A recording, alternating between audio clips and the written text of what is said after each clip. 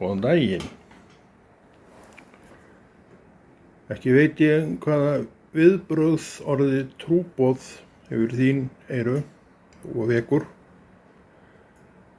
né hvaða hugsun og skoðun þú hefur uppi þegar að þetta orð kemur upp.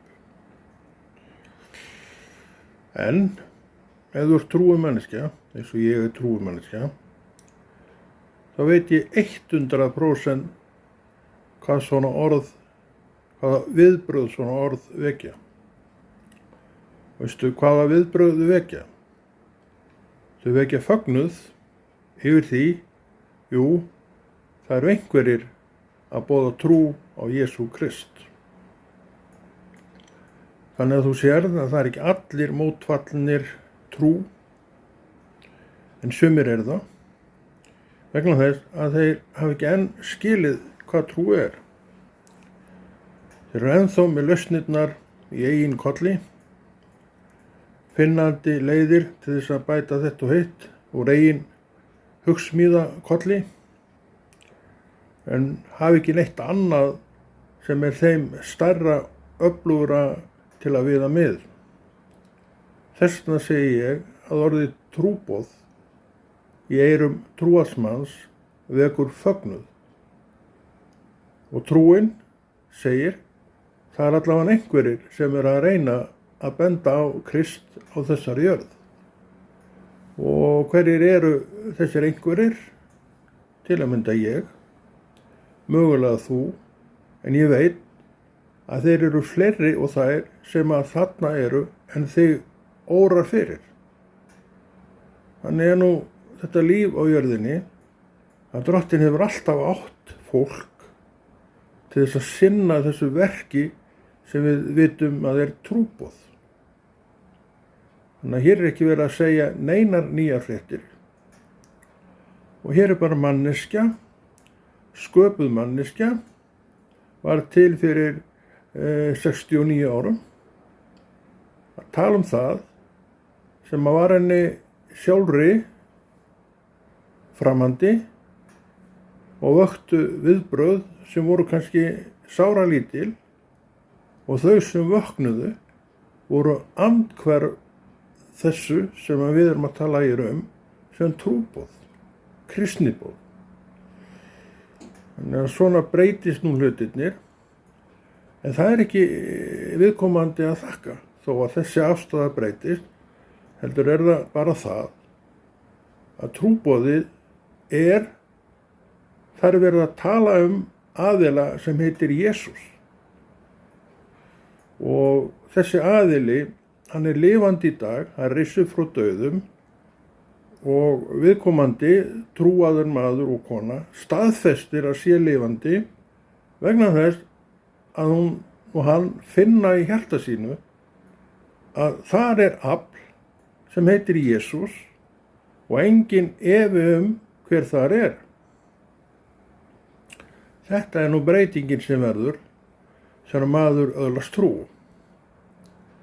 Og það skal engin maður fá mig ofan af því að trú er eitthvað sem ég og þú þurfum að eiga, þurfum að vera undir og við fórum allt þurfum að vilja. Og ég er ekki maðurinn sem nokkru sinni framar taka undir að trú og trúboð sé eitthvað sem enginn eigi að tala Og ég get alveg lofað þér því að ef enginn boðar trú eins og sumir vilja, að það náttúrulega er ekkert til að leita í. Þú þarft að heyra þetta orð, Jesús. Þú þarft jafnvel að heyra eitthvað meira hvað þessi Jesús gerði til að jafnvel fara að leita að einhverju sem þú hefur ekki hingað til fundið. En Drottinn fann þig, þannig er þetta nú og alveg eins og hann fann mig. Og hér er ég að tala trúboð, að tala upprisin Jesús og tala mikilvægi þess að vera undir verndarvæng Drottins og í hans lífi, því að það getum við. Ef ég geta, ég er maður sem líti vilja Guðs og þá getur þú það líka. Af hverju vill ég það? Að ég veit hver Jesús er, þess vegna vil ég það. Og ég get alveg sagt þér það og hefur þá sagt að ég líklega 2000 þessa skipti að ég vil ekki skipta, bara aldrei sekki.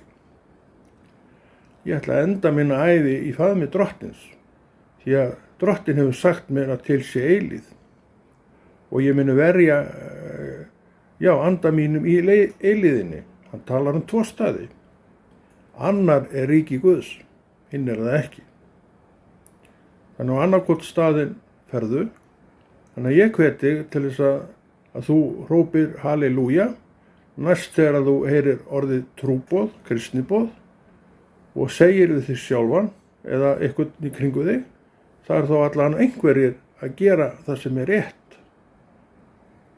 Þessna skulum við bara vera fólki sem gerir það sem er rétt og stundum trúboð, kristniboð í kringum okkur með þeirri visku sem drottin gefur. En það er á brattan að sækja með trúboðið og kristniboðið vegna þess að menn vilji ekkert heyra neitt þessa leiðir sem hann er að fara. Þeir vilja bara fara sínar eigin leiðir og það er gömul saga og ný sem við öll hefum heyrt og vitum af og gerum okkur grein fyrir, en breytum engum hvort sé það ekki því við ráðum svo harla litlu. Kristur frelsar, hann gefur heilagan anda og hann er strax komin með áætlun til þín sem hann ætlar þér að vinna, en þú ræður öllu það hvort þú gerir það sem hann er að biðja þig vegna þess að hann er góður Guð, hann hefur talað, hann gaf manninum ákveðið vald og hann getur neitað og hann getur þegið, en þegar hann þiggur í Jesú nafni þá lærir hann það smátt og smátt að því hann þiggur æ oftar að þetta er það besta fyrir sig að fara og gera og jafnvel kemst hann á þann stað í þessu öllu saman að hann verður sólginn í að vinna verk í Jesú nafni. Kannski ekki fyrir drottin, heldur fyrir sjálfan sig meira því að þegar þú ert að vinna í Jesú nafni þá ertu leið að gefa og færa sjálfan þér blessun. Þetta er eitt af því sem lærist vegna þess að við erum trúafólk. Við gerum ekki lítið úr trúboði. Við elskum trúboð og við elskum að fara í trúboð og höfum oft farið í trúboð og komið með margs konar vitnisburð tilbaka af okkar trúboði hvar sem við erum stödd í dag. Þú getur náttúrulega verið að starfa á akri Guðs bara þar sem þú ert, þannig að það er ekkert allir sem eru með 50 kíló poka að bera í trúboði.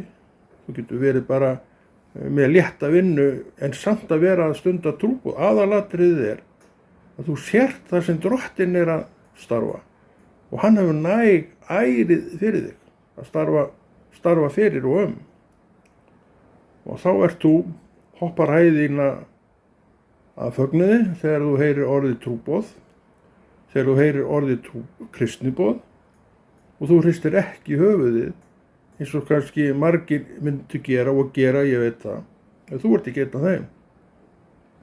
Að því þú veist hvað málið snýst, en þú vissir það ekki einu sinni hvað þetta mál snýrist og varst með skoðunir á því jafnvel sem að voru algjörlega á skjön við allt sem að heitir réttlæti og sanngirni í garð Jesú Krist.